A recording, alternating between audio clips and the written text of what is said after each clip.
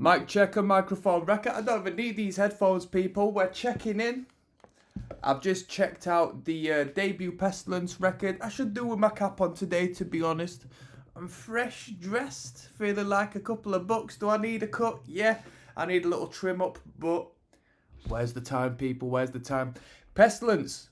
That's what we're dipping into today. I've listened to the debut LP. It should be out by now. Live reaction, song by song by song. You know how we do it. If it's not, Patreon, that's where you access the stuff.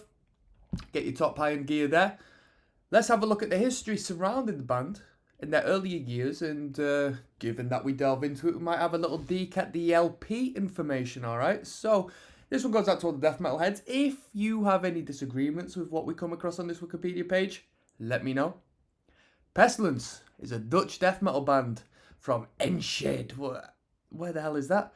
A municipality and city in the eastern Netherlands in the province of Overijssel and in the Twente region. Okay. Founded in 1986, early days, there have been numerous lineup changes with the band over their 37-year career, with guitarist and vocalist Patrick Manelli as the only constant member.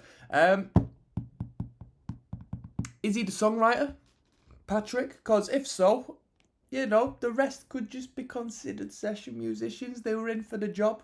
You know what I mean?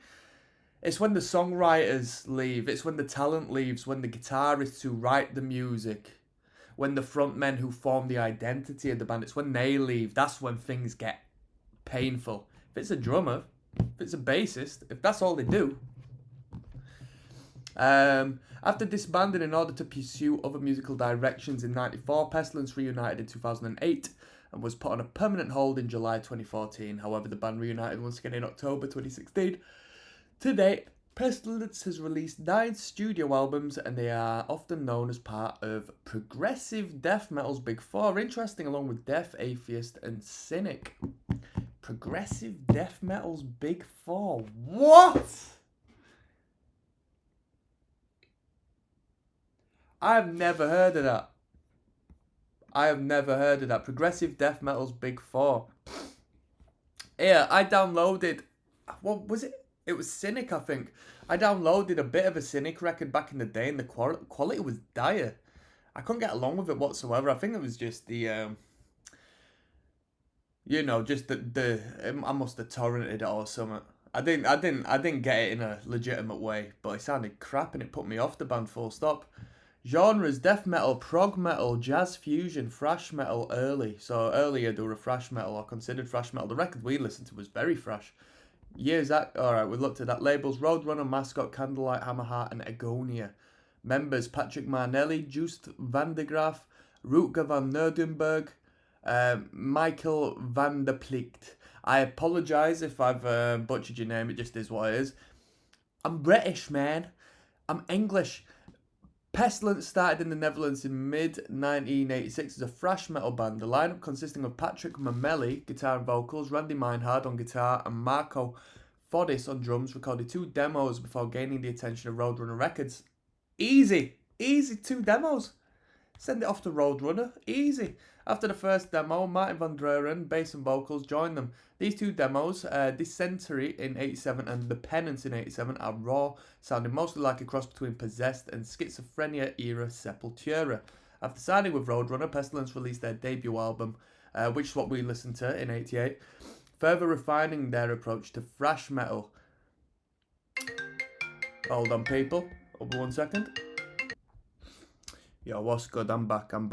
So, let's have a deke, yes? Let's have a deke. So, Pestilence started in the Netherlands in mid-96 as a thrash metal band. How far did we go, right?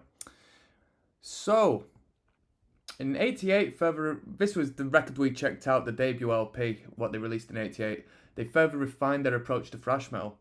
The new material was tighter and more focused than the demos. It set a new standard of brutality and became a definition of European death/thrash metal. Interesting. Meanwhile, Pestilence recruited a new guitar player, Patrick, in 89. The band released their second album, Consuming Impulse, which is the album I always see everywhere. And that was a turn towards death metal. Interesting.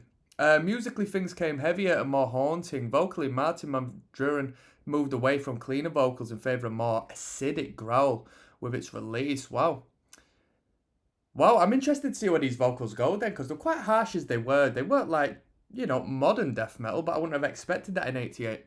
Pestilence gained international attention and became highly regarded worldwide by death metal fans. The band embarked on a tour to support the album, playing a series of dates with Celtic Frost, Death, Carcass, Napalm Death, Morbid Angel, and Bolt Thrower, among others. By the time they began working on the third album, the lineup changed once again. Vocalist and bassist departed to front Asphyx, which is a band I've never delved into. Never delved into. I'm aware of them, never delved into them. So let's have a look at the record we checked in, which is Malleus Maleficarum, stylized as Malevs Maleficarum. Very grim and frostbitten. It's the debut studio album. I feel like I'm casting some sort of malicious black magic spell when I read it. I don't know what it means. It's the debut album by the Dutch death metal band Pestilence, released in '88. Although the sound of the album is technically death metal, its direction is notably different from the band's subsequent work, leaning more towards the thrash metal genre with punk influences known as crossover thrash. I completely agree. The way the vocals were spitting them lines over the top of that fast instrumental, it came across as quite crossover. This is the only Pestilence album to include guitarist Randy Maynard, who was replaced by Patrick Utowick prior to the making of their next album, Consuming Impulse. Right.